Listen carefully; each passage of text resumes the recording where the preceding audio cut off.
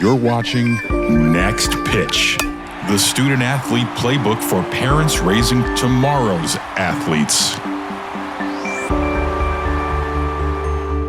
Hi, Anthony Leverett here, host of the Next Pitch podcast, and on behalf of my Emmy Award-winning producer, Jason Cardona, we are super excited to have Trevor Hoffman on the show today. Trevor is a Hall of Famer, Major League Baseball pitcher, second most saves in the history of the Major League, 7-time All-Star, 2-time runner-up for the Cy Young, and after chatting with him, I now know he's also a Hall of Fame human. I hope you enjoy this conversation as much as I did. Without further ado, Trevor Hoffman.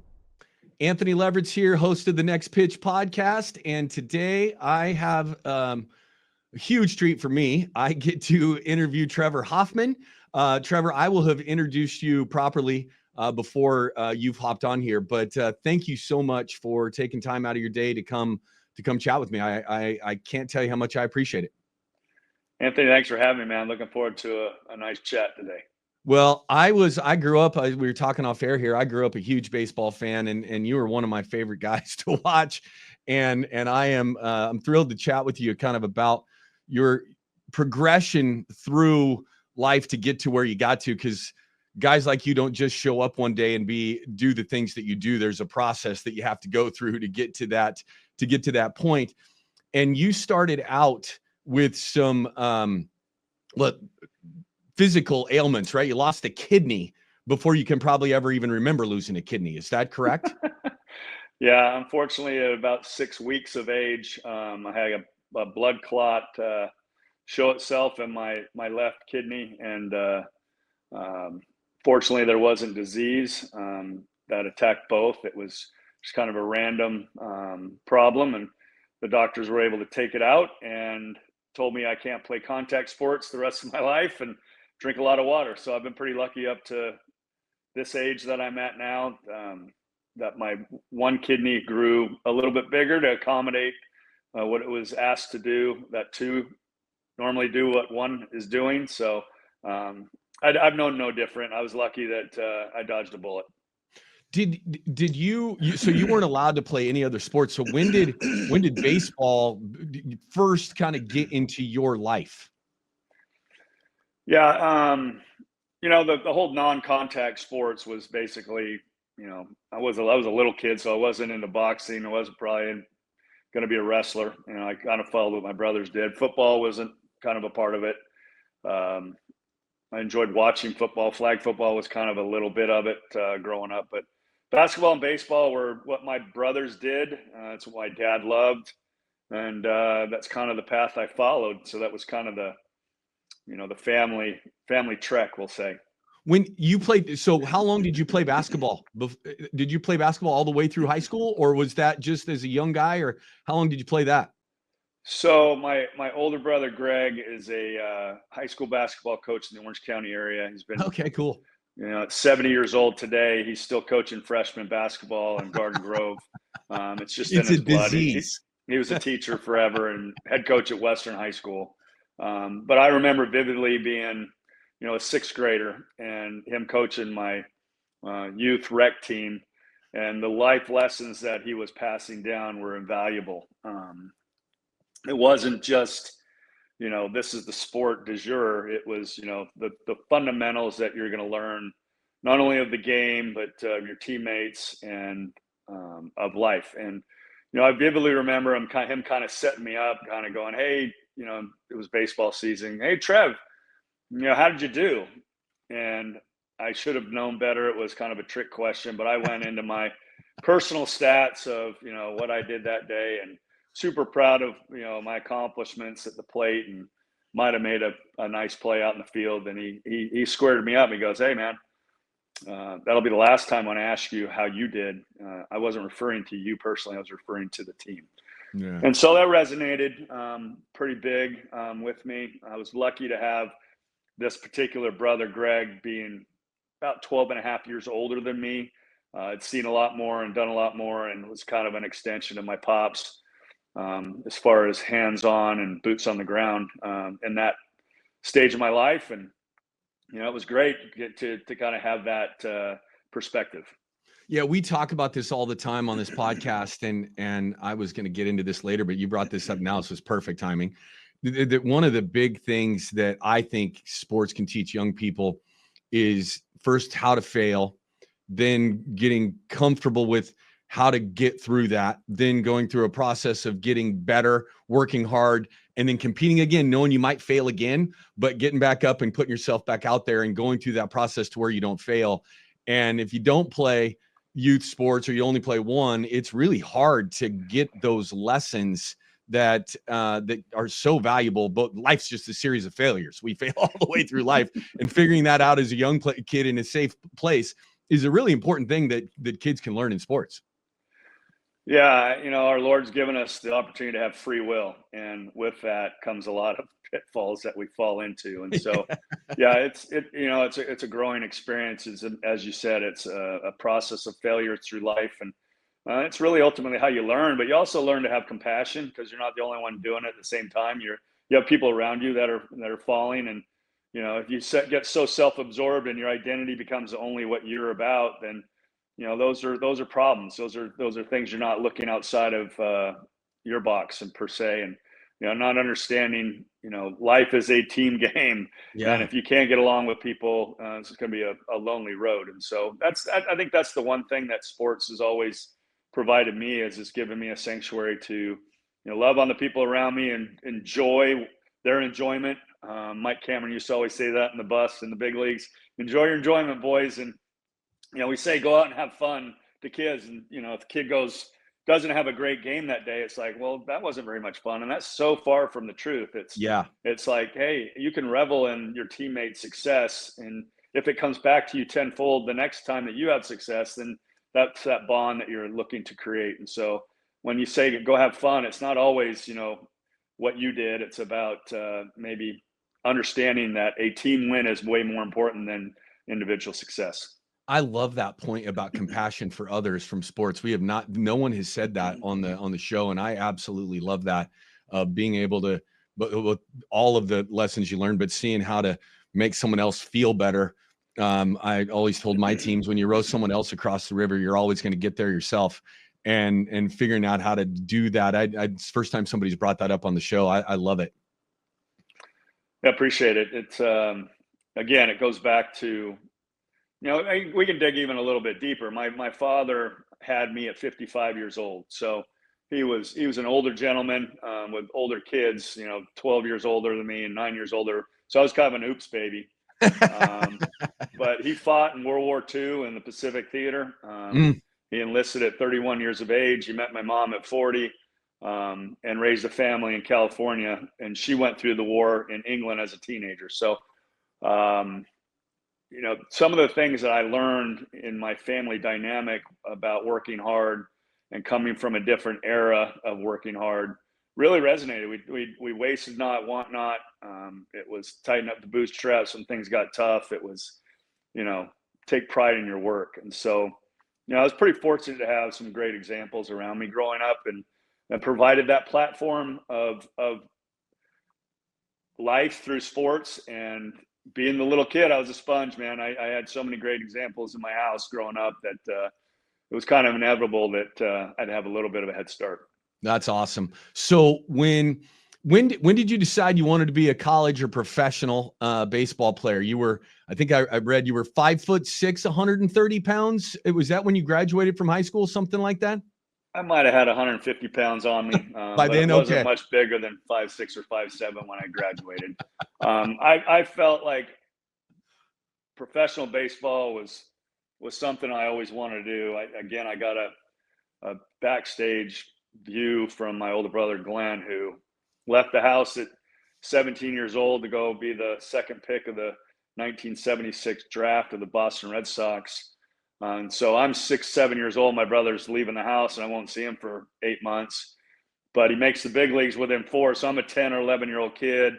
When the Red Sox would come through Anaheim, I'd get to sit in his locker, and I'd watch guys like Carl Yastrzemski go by, Carlton Fisk go by, Dwight Evans go by, Dennis Eckersley go by, Jim Rice go by. Just all the greats of that era. And yet he had his core guys that he came up with, like Dave Stapleton, Bruce Hurst, Wade Boggs. And so it was one big family. This was back when there wasn't a ton of moving parts in the game. And, I got to see firsthand what a big league locker room looked like at 10. That's a pretty good That's group something of players. I want to do. Fast forward, and I know we'll get to it, but I got to go into the Hall of Fame in 2018, and literally 5 of the people that I just mentioned were there, and the first thing out of their mouth was, "Where's your brother Glenn? We don't care about you." And so it was pretty neat to see them reunite and reconnect. And this game, and again, we'll get into some perfect game stuff, but one of the messages to the kids was, a lot of the people you're going to see on the way up this ladder will be the same people you'll see on the way back down. And have a lot of respect for people, treat people the right way, because this game's a small fraternity. That group of people that you just mentioned right there, that's a pretty good group. That's a pretty good baseball team that you just named off right there. Yeah. What an unbelievable group. All right. So you don't get any big time offers, right? Coming out of that's right. I kind of spiraled out of space. No, there. great. I love it. You spiral yes. all you want to. I'll bring us back. So that's my job. You spiral. My job's to bring us back to center. So you get to you go to a juke, right? Straight out of high school. Is that correct? Yeah. Like you said, no offers for any big time D1 schools. Really wasn't smart enough to get into any D3 schools. At Education First, and I was small, so I was fortunate enough that my older brother played with Scott Pickler, who is now the head baseball coach at Cypress Junior College. And so I had a little bit of an in that they made him take me and said, "Teach him what you know, coach." And he was awesome. He was patient. There was no freebies. He was going to tell it like it was, and put me to the test right away, and showed me what a weight room looks like, and how hard I was going to have to work. But it worked. I grew 4 inches that first summer out of high school, put on about 15 pounds, and I was kind of moving and grooving. And so I always had a care factor for that, but it just, with playing basketball, I was burning more calories than I was putting in, and it just wasn't going to happen. And like I said, I had the desire in there. It just, the physicality wasn't it. And that's the beauty of baseball. Like, my body, my size wasn't going to be able to go to the gridiron and have an impact. And, I know there's kids that, are out there that are smaller and overachieve on the football field. More power to them. I would have gotten crushed. I was slow, lead-filled shoes that I was walking around in. And basketball, I wasn't overly tall, but I had a little quickness, and I had a nice little shot that I could find some openings and get it off. But baseball, there's many different shapes and sizes, and they come at different times. And so baseball was kind of my avenue that I knew. I'd seen enough of it to knew what a big legger looks like, and I was going to try and achieve that. Sooner or later, the physicality would come, and now it was up to me to mesh both of that. But I can't thank the opportunity that Coach Pitt gave me at Cypress. As we sit today, he's the most decorated Cape Cod League manager from YD Red Sox as we sit, and he's got 7 state titles in California. I was pretty lucky to get him at the beginning, and he's still doing his thing, kicking ass. That's awesome. So you end up at Arizona, correct? Yep. But you're a Hall of Fame pitcher, and you played shortstop in college. When did the transition from being a shortstop to being a pitcher happen for you? And what was that like? Was it someone just telling you got to go do it, or was it a decision, if I want to get further, I need to change and play a different position? Yeah, it was. I was pretty decent coming out of junior college. I had to compete against some higher round draft picks that fell from the draft at Arizona. Arizona's a big time D1 school with an amazing coach in Jerry Kindle, with amazing coaches they had on the staff, and Jerry Stitt and Jim Wing. And so I was walking into a great opportunity of strong men, strong leaders that taught the right thing. I was really lucky. And I earned every bit of the playing time I got. And I was a decent college baseball player. And with an aluminum bat in my hand, I was okay. And the minute I had the opportunity to get drafted as a senior sign, and I saw Kevin Towers' sheet that he submitted, and it said, don't know how long he'll last in the infield, but he's got a big arm. You might want to check it out before anything would happen. And so fast forward, getting into pro baseball with the Reds, Larry Barton Sr., who had been around, the Cypress area his whole life. His son Jeff was an Arizona scout, saw me, signed me, drafted me, signed me, and spent a year and a half, playing shortstop in pro ball. And I had a really hard time with an 0 for 4 and coming back the next day, and booting a ball and coming back the next day. And I'm like, is there 5 days off so I can get my mind right before we go back at the game? And I knew better. I mean, I got a chance to see it with Glenn, but there's a lot of failure in the side I was trying to make work. And Jimmy Lett was my manager in Charleston, West Virginia. He said, Trev, you're not getting much playing time. You're probably going to get released at the end of the year, but you have a pretty big arm. Can we take a look at some bullpen stuff for a couple months? And I said, yeah, no problem. I think that'd be cool.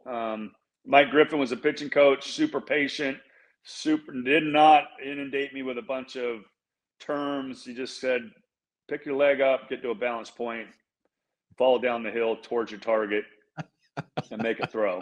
And I could do decent in the shortstop position, the backhand turn and throw to my first baseman, and it would stay on a pretty good line. Now you're putting me 60 feet away from the hitter, and I'm in control of when I'm letting it go. It's like, this could be kind of fun. And so they liked what they saw. They said, you'll be invited back next spring training as a pitcher. Go figure it out. And so, again, I went back to California and got around Larry in the off season, programs that they'd have for guys that were professional athletes. And I got mixed in to some games and worked on mechanics and, kept it real simple, and walked into spring training and really took a liking to pitching. And so I knew I was a good self-evaluator. I understood that my career path was not going to find me in Riverfront Stadium playing shortstop with the Cincinnati Reds. They had a guy in it by the name of Barry Larkin who just won an MVP, I think. He's not bad.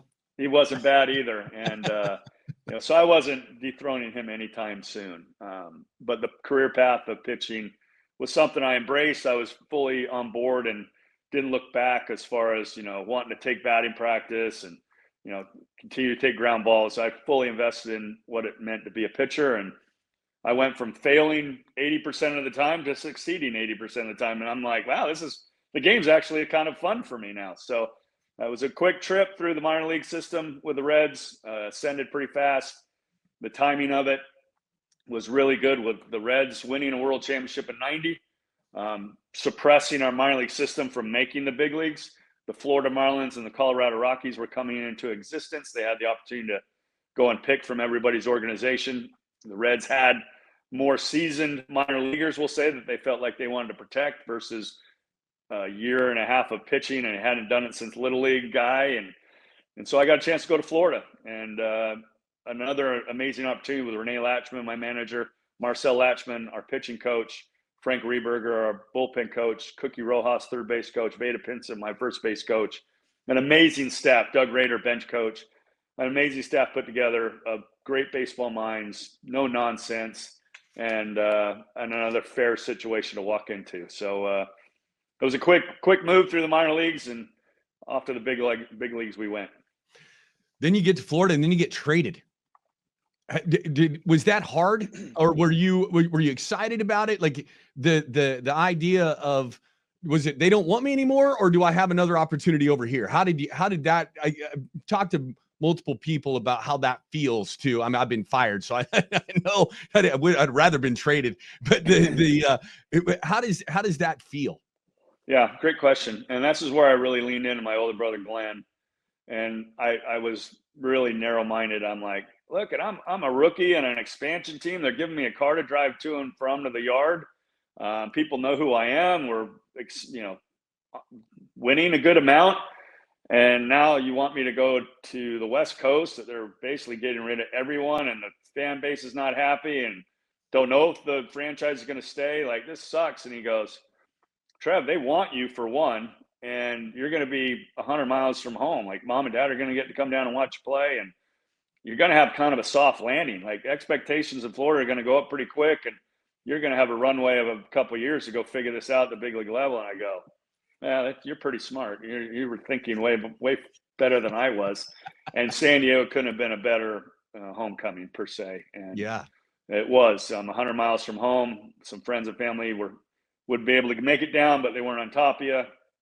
And I don't think I need to say much more about San Diego, but other than it's the finest city in America and the weather is perfect all the time. And I realized that when I'd come back from an East Coast swing of 3 hot cities in August, and I walk off the plane and it's 70 degrees and wonderful. And I go, I can get used to this. And Randy Smith handed off the baton to Kevin Towers, and they put together a pretty good roster through the 90s and 2000s. And we had a lot of fun here in San Diego.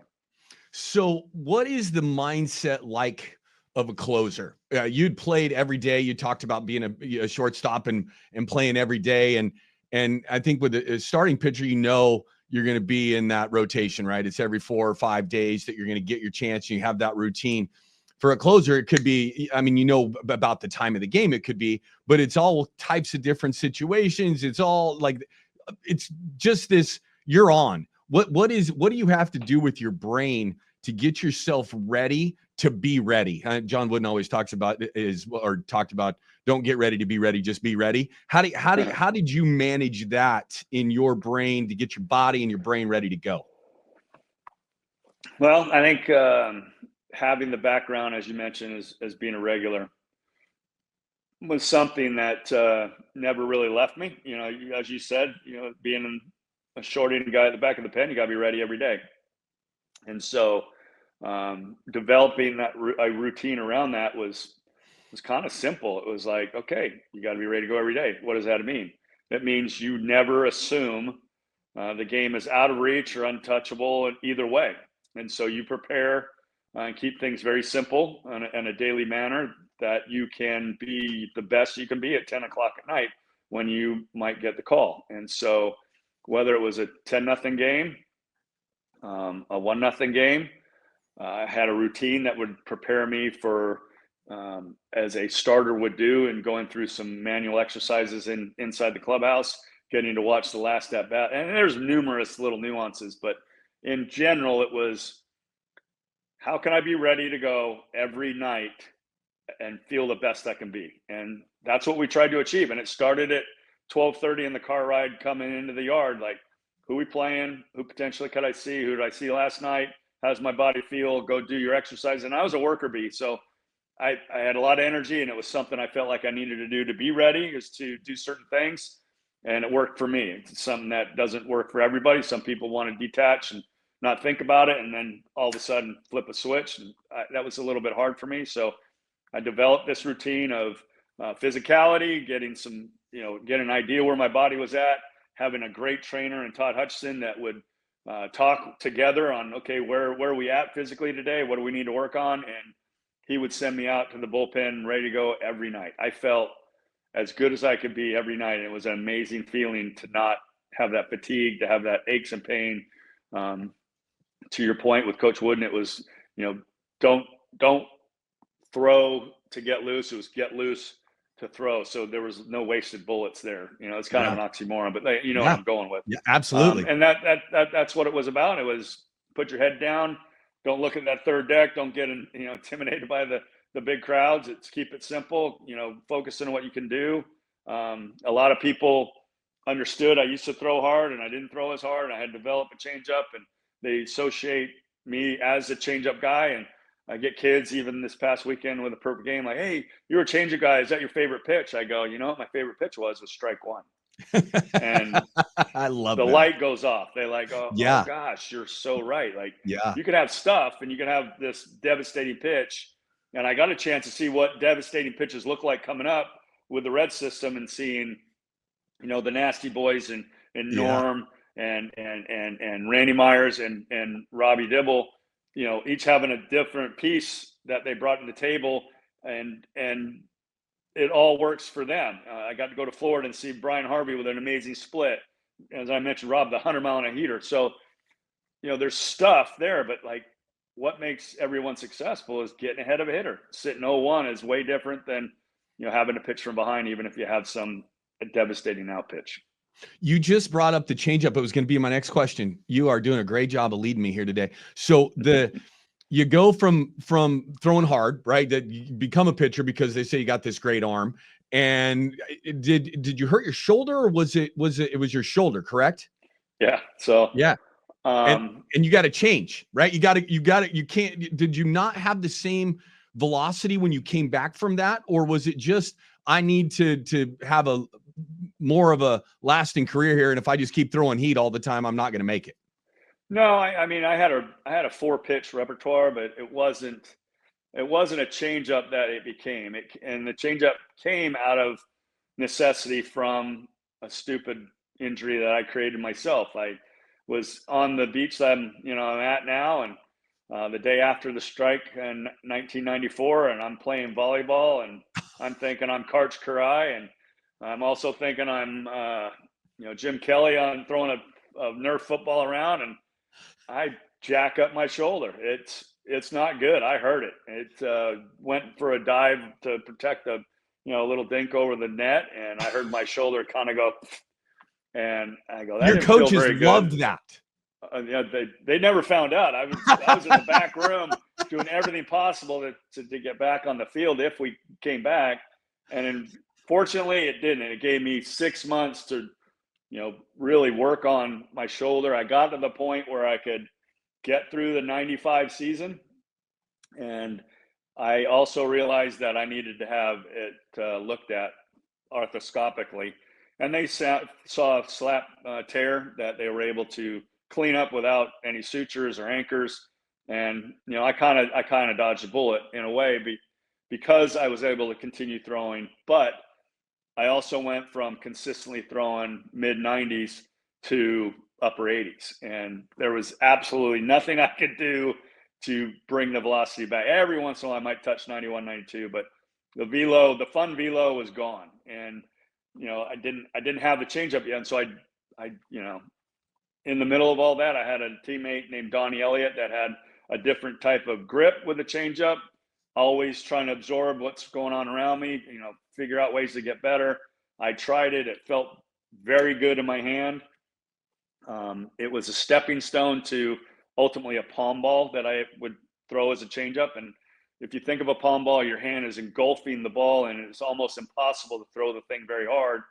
And it would have been nice to have a 72-mile-an-hour changeup to go with a 95-mile-an-hour heater, almost what Eric Gagne had most of his career. But I never had that, and so I had to go back to what my favorite pitch was, and that was strike one. Get ahead of people, and then try and get to the changeup without them seeing it.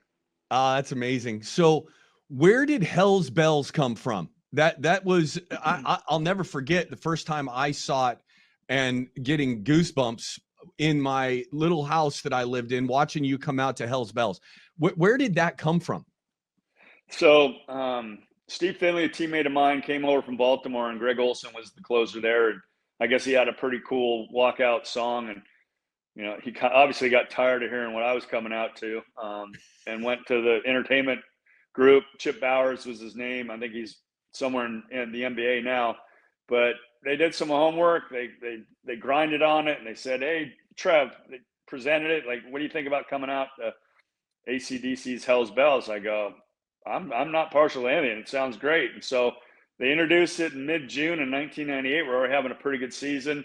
They kind of caught me off guard. The minute my foot stepped off the rubber down the line in Qualcomm, the loudest bell goes off. They had to figure out how to tweak it and turn it down a hair. But I think it scared all the crowd too. They're like, what the heck is going on? We go out, we're successful. The next night we try and do it again. Not successful, blown save. And I go, I'm not going to let a song define me. We're going to, this one was on me. We'll make this thing work. And it's turned into something much greater than I expected. And the fans had a lot of fun with it. I think fans really wanted to hear it, so they'd stick around late in the game when maybe they wouldn't. But it was something that I'm happy to be associated with. Yeah, it's cool. Did you ever meet those guys using their music? Did you ever get a chance to meet those guys? So I had the good fortune of seeing one of their tour stops here in San Diego at the convention center. I went through like 5 doors in a matter of 10 feet, almost like I was going through the Pentagon's inner circle to see our nukes, but we ended up in this really small room. Every one of them was smoking heaters, and I felt like I was back in San Fernando Valley with like lower smog levels. And I said, "Hey boys, my name's Trevor Hoffman, and I'm very thankful that you're allowing me to use your song Hell's Bells. I'm a pitcher here in town." They go, "Oh, mate, we've heard about you. We appreciate you using our song." And that was about it. I gave Angus a Hell's Bells 51 jersey, and halfway through the concert, the kind of lights went out. The bell comes down the middle of the arena, and Angus came out wearing my jersey. It looked that's like a dress. awesome. It looked like a dress because he wasn't quite as tall as me, but he rocked it, and it was pretty neat experience for me. Oh, that's super cool. So you get to the end of your career, you have a Hall of Fame career, and you're get to the point where it's done. It's over, right? I'm retiring. I can't do this anymore. Was that and sport ends for everybody at some point in time, right? For most people, it ends after high school. The select few, it ends after college, and a very, very small group of people get to play in the pros, but it ends at some point in time for every person. What was that like for you? How did you manage it? Was it easy for you to walk away? You just knew it was time, or doing this for so long and so well? How did that emotionally, physically impact you as you were going through about the rest of your life? Yeah, I wouldn't say anything in this game is easy, even something like exiting it. But I also knew what the hitters were telling me, and it was starting to get dangerous out there. So the reality of that was serious. But I also felt the question I would have to ask myself is, am I good enough as I sit today to be able to help a team win in the postseason? That's our ultimate goal as competitors, is to win a championship. And it doesn't diminish anybody's success that doesn't win a championship, because I think we just get so caught up on rings and championships, and that's the only barometer to figure out what is a success and not. But that's my job, is to help a team do that. And so I honestly couldn't answer that question in a way that, other than I would just be accruing more saves. And maybe it wouldn't be very pretty either. It might really not look good on the back of the baseball card. So, recognizing that that part of it was and I was starting to get some tugs at home. My boys were getting a little bit older, and it was important to have dad around a little more often and, be an example for them. And two, I was able to look that guy in the mirror and go, he gave everything he had. Like, there was no regrets as far as, did I leave a little bit out on the bone? And that's a wonderful feeling to know that you went to the yard every day, you worked your tail off, not only for yourself, but for your teammates to be accountable, and to be able to walk away and tip your cap and go, you did it the right way. I'm cool. That's cool. So now your role, what's your role with the organization? You're back part of the Padres organization. What's your role with them now? Yeah, I'm just so thankful that they allow the old guy to be around, to be honest with you. Do they play Hell's Bells every time you walk into the facility? No, but it's funny. I would listen to classic rock here in San Diego, and every once in a while Hell's Bells would come on, obviously, because in the local station they'd play it, and I'd have to turn it down because I don't want to be the guy caught in his car listening to Hell's Bells driving around town, right? So now, as I'm sitting as an upper 50-year-old, I think it's kind of bitching to turn up maybe Hell's Bells and cruise through town and get people to kind of giggle. So, but to get back, the Pods I'm so blessed that they're allowing me to, be around the roster that we have, allow me to go out to the minor leagues and see some kids, talk to them in instruction league, talk to our draft class when they come in, and be around in spring training as much as I am. It's an honor. It's something I don't take lightly, being able to still put the uniform on as an adult and help out where I can. There's things that, kids today, and I say kids, even the ones that are seasoned veterans in their 30s and maybe touching 40, have seen a lot, but there are things that come up that maybe they haven't experienced that I had, and we can have some dialogue on that. Is it, and I know you're not deeply involved in the evaluation process, but as an evaluator and kind of in your role within the organization, not as an evaluator, but knowing what evaluators are looking for and having been through the process, what What else besides the measurables? And, obviously every sport has measurables that you're looking for skill set wise. And if you don't have those, you don't get to play. But what are the other things that coaches and scouts are looking at a young person when they're evaluating whether they want to spend the time, effort, resources, money to bring them into the organization and have them represent that organization? What are some of those character traits? Yeah, we're really lucky that we do a pretty good job in San Diego with that. And we've proven that over the last 5, 6, 7 years, and a lot of that has to do with AJ Preller, with his heavy scouting background, and Chris Kemp in charge of our scouting department. And so those two guys work tirelessly. You mentioned the PG event we had this past weekend in Petco, and AJ was in the stands watching all 9 innings. He wanted to see every ounce that those kids were gonna give out, and that was one of the things we talked about with the kids. Like, hey, whenever you're on a field, there's always somebody watching. And so, if you're doing something you wouldn't want your grandma to see, or you feel like you disappoint the effort you're putting forth, someone's watching that. And so you're always being evaluated. But we're really lucky that we have such great scouts in our system, and they do a really good job of a true transition where they break down a lot of the guys that are coming in the system, their strengths, obviously everybody has some weaknesses and some things that they're going to put on the table. But when they get handed off to player development, they're off running, trying to find the next wave of guys that we can bring into the system. And so it's a pretty seamless machine that is in order.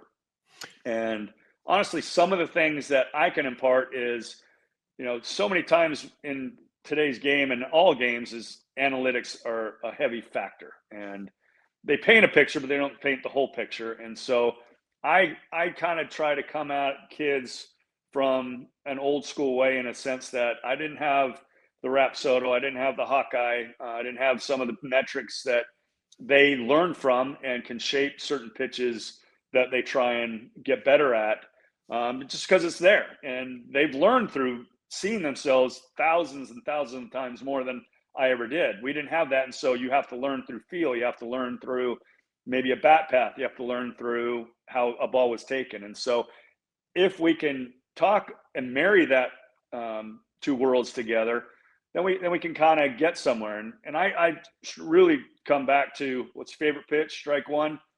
Having command is a big deal. And if your mechanics are in sync, throwing the hardest pitch in my mind is the glove side down and away.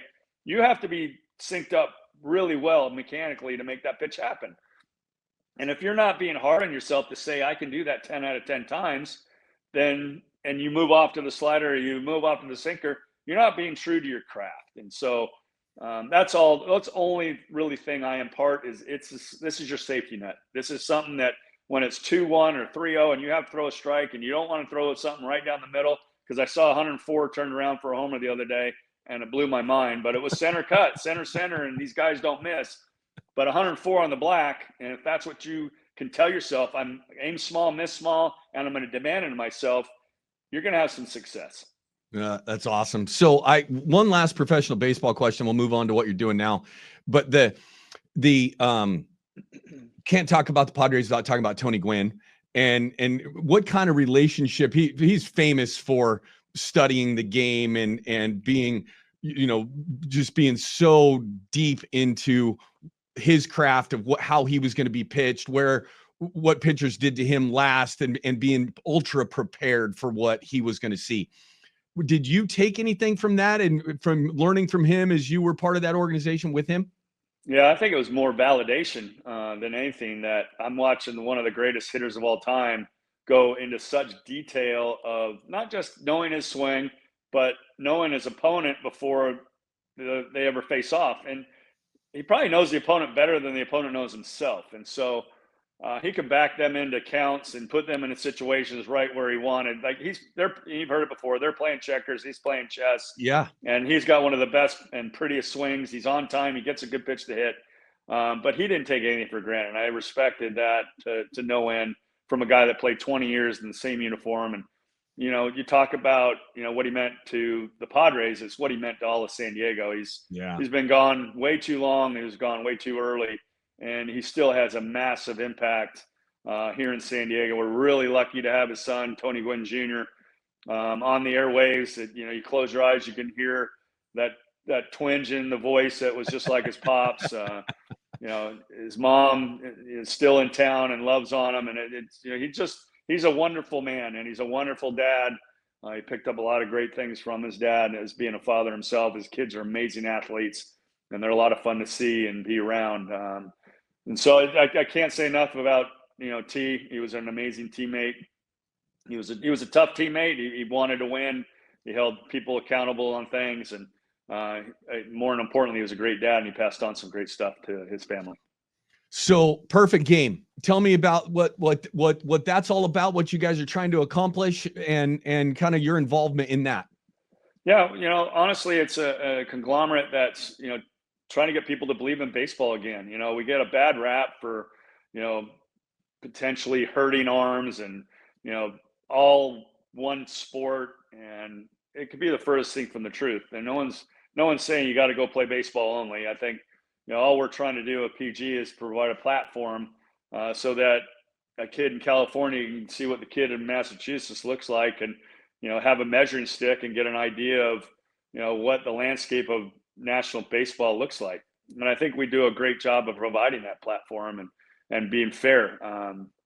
And so it's grown. It's grown a lot in the last 5-6 years. Rick Thurman and Rob Pronger come in and taken over the company from Jerry Ford, who founded it, a gentleman out of Iowa. And the idea in Iowa is, the high school season is actually played in the middle of the summer. And so they didn't get a chance to go out on these circuits and be seen. And so he wanted to provide an opportunity for the local Iowans to be seen nationally, whether it was for colleges or professional baseball, for the local kids. And it was a great idea. It's an amazing company that's only grown through Rick and Rob's help.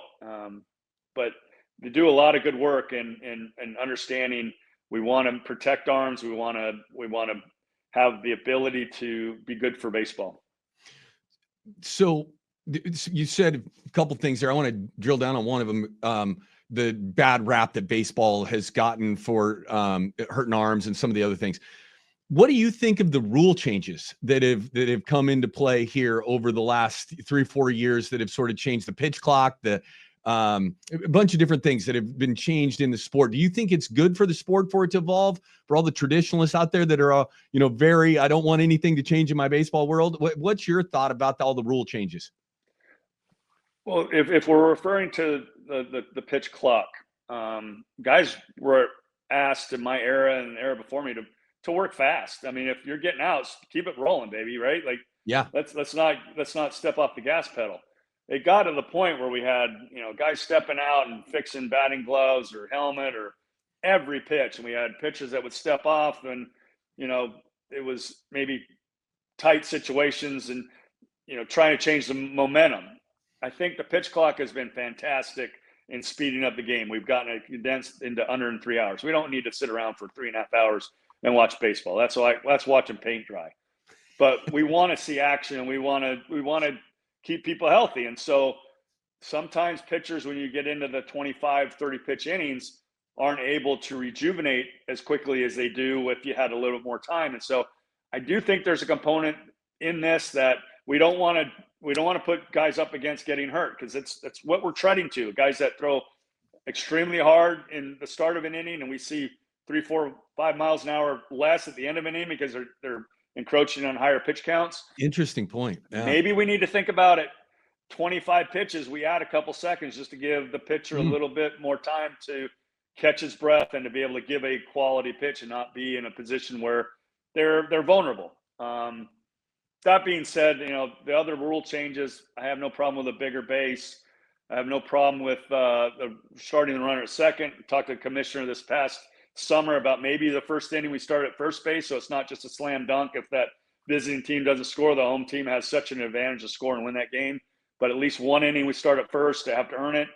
Second inning maybe out at second base, something like that. But some of the equations with pitching, in my opinion, is we've kind of taken a little bit away from the starting pitcher. We've gotten so geared to not allowing our pitcher to face a lineup a third time that we're just rushing off to a fresh arm. And statistically, it makes sense. I get that. But you also have to trust your eyes as a manager to go, my starter's given up 1 hit in 6 innings and is cruising. Sure, the numbers are always going to look bad after third time versus a fresh arm who's throwing 95, and it's going to look pretty good. But I also have to trust my eyes and go, hey, maybe he's just rolling. And we're doing a team a favor sometimes when we take that starter out, because they're like going, oh my gosh, we're off the hook now. We can go after Tommy. He's coming out of the pen, who we know really well, and it's 2 pitches. This guy's been shoving it for 6 innings, and we had no chance. So I think we've limited what we've expected from our starters. We're asking guys to go max effort the whole time. That puts a strain on some arms.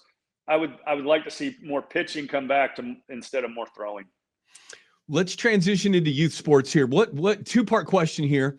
Advice for parents navigating this whole sports journey that they're taking with their little kids all the way through, trying to achieve. We all want to see our kids in the big leagues and the pros. Not many of them are going to get there. And then what advice would you give to a parent that has a kid that maybe hasn't developed early? It's kind of a similar journey that you went through. I think super unique, obviously, not having one kidney, being small, having to play shortstop, or not having to play playing shortstop, transitioning to be a pitcher, then having to transition again as you got hurt later on.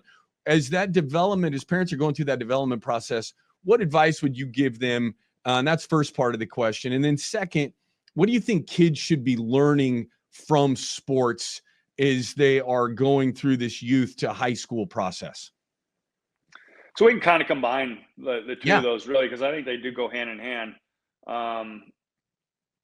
Honestly, I think kids should play multiple sports. I think you learn so much in football. If you're not having your head on a swivel and there's a turnover and you haven't figured out that a guy twice your size is looking to uncleat you, that only takes one time, and you're going to have some spatial awareness and understand what's going on around you.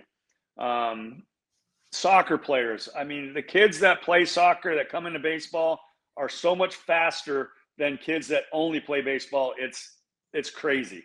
That's just one little tidbit I've seen. Basketball, being able to see lanes, being able to see open space, anticipate like you would in an ice rink with hockey, to anticipate where you need to put the puck or where you need to put the basketball so that you can lead a guy into a better shot. All these things that you see on other sport venues will play a factor in baseball. You're only going to, it's so silo in baseball, and there's only so much you're going to learn on a baseball field. It's going to take you a lot of hours to learn something you might learn in football, basketball, soccer, and hockey that you can apply in baseball and other sports. So I'd say, as long as you can, and I know everything gets really specialized, even if it's your local rec team, like, just get out and play. Go out in your front yard and play with the neighborhood kids, and don't let a parent come in and change up all the rules. Just let them organically play 4 outs. I don't know, play 1 out, and the beach chair that you use, that's your strike zone. Just go play. The kids will figure it out. It's usually when the parents get involved that it really gets screwed up. But I think the other part is what, as parents, can learn is understand those chain link fences aren't soundproof, man. Whatever you say is going through it. Try and back off and leave the umpires alone. They're trying their best. They're not trying to pick sides. Encourage, if you're going to say anything, the opponent and your own team. It does no good to chirp and get under the skin of your opponent, and especially at young ages, we're not teaching the right thing there. It kind of goes back to where our conversation started on being compassionate, loving on people, and find the good in the game. But also be patient with your athlete, whether it's a girl or a boy, whatever they're doing, they're trying their best, and they don't want to disappoint you. And enjoy that opportunity as a parent. Just watch your kid compete and to find joy in it. It goes quick. It goes really quick, and it's something that you can't really get back, and you're only shaping minds for what's in front of them. That's such good advice. I was not going to ask this question, but this is my last one before we get to closing up here. But coaches, you have mentioned, 30 coaches while we've been talking here today, and the impact that all of those people, all the way back to your brother, being your basketball coach and teaching you that first life lesson all the way through. I mean, you mentioned like every person on your staff in multiple places. What kind of impact have those people, I think I know the answer, have those people had on you, and message to youth coaches of how much of an impact that person who's teaching them and coaching them actually has on their life?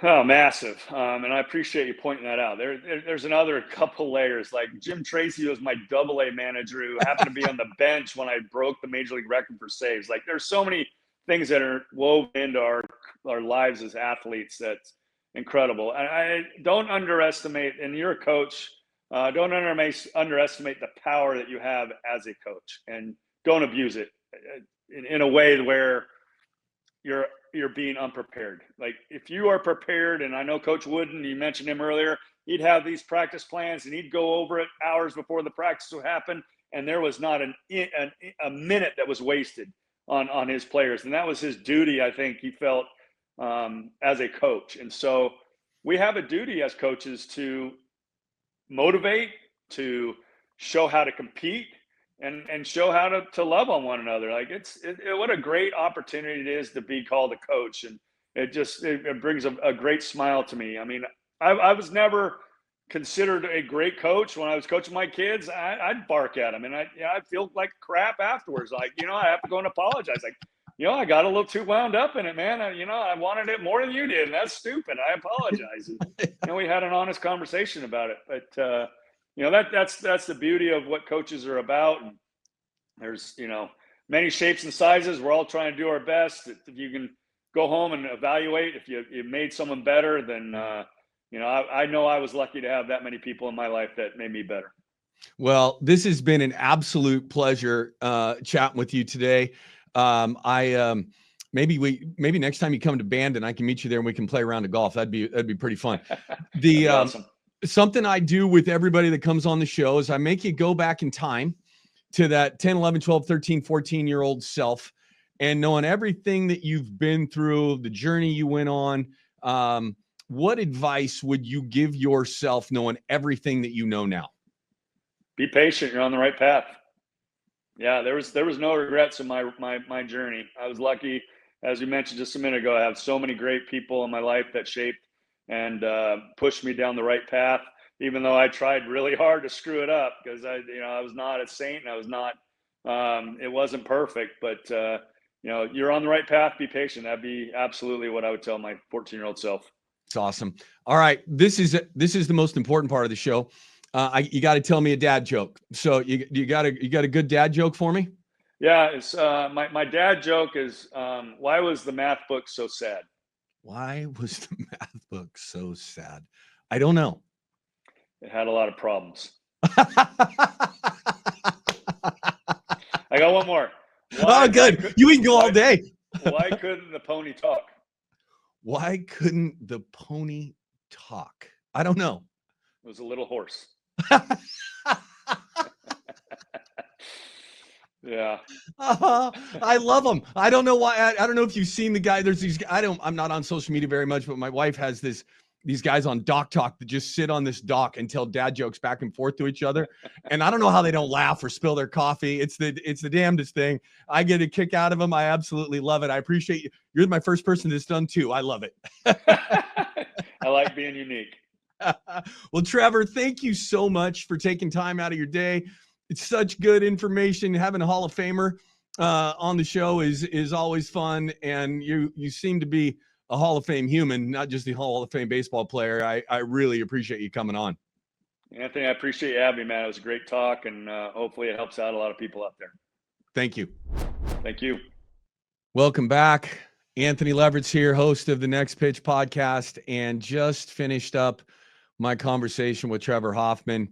What a great dude. What a fun conversation. And he super insightful in his journey. And I think a ton of stuff that myself and our listeners can take from that interview. Something really had an impact on me was him talking about, I talk a lot about learning failure and how to recover from failure in sport. And Trevor brought up compassion and empathy. And I thought it was just such a great point that young people can be in a team environment and see other people struggling at something that they're struggling with as well, and provide that opportunity to learn how to provide compassion, have compassion, provide empathy, have empathy for your teammates. And it was such a relevant point, and great to hear a guy who's accomplished all the things that he's accomplished be able to speak to that. We also talked about, I brought up John Wooden's "Don't get ready to be ready, just be ready," and talked about that in the closer mentality, and he talked about his routine and what that meant to him, and all of the people that helped him get to that point so that he could be as healthy and as ready as he could be the moment he got out on the diamond. And he said it started 12:30 in the afternoon on his way into the park. And, you're playing in a night game. I mean, you might not be pitching until 9:30 at night. And I just thought the thought process that he had to go through to get himself ready to do that as many times as he did it was really cool to hear. And then finally, I didn't expect this when I was talking to him today, but I know this from many, many, many players that I've talked to over my life, the impact his coaches had on him. And without me asking him that question, every time I asked him a question, he talked about his coaches, all the way back to his older brother who coached him when he was, I think he said, 6th grade basketball, and the life lesson he learned at 10, 11, 12 years old from his brother who was coaching in his rec basketball league, all the way up through his Major League Baseball Hall of Fame career, and all of the people that had an impact on him. And I think the key to remember is, coaches, you have a direct impact on the lives of the people that come into your gym, onto your field, onto your court, wherever it is that you coach. And just remember how important that relationship is with that kid. And you have a lot of them as you coach. They only have a few in their lives, and making sure we take deep responsibility to provide our young people that we're associated with an opportunity to have a great experience through sport, that will have a major impact on those people. Again, thanks to Trevor for coming on the show. If you like what we're doing, I say this all the time, but the best way to get this message out about our podcast is to share it with a friend. Go on our podcast site, wherever you're listening to it, and like us and write a review. That helps us as well. But if you like what we're doing, please share this with a friend. And until next time, have a great day.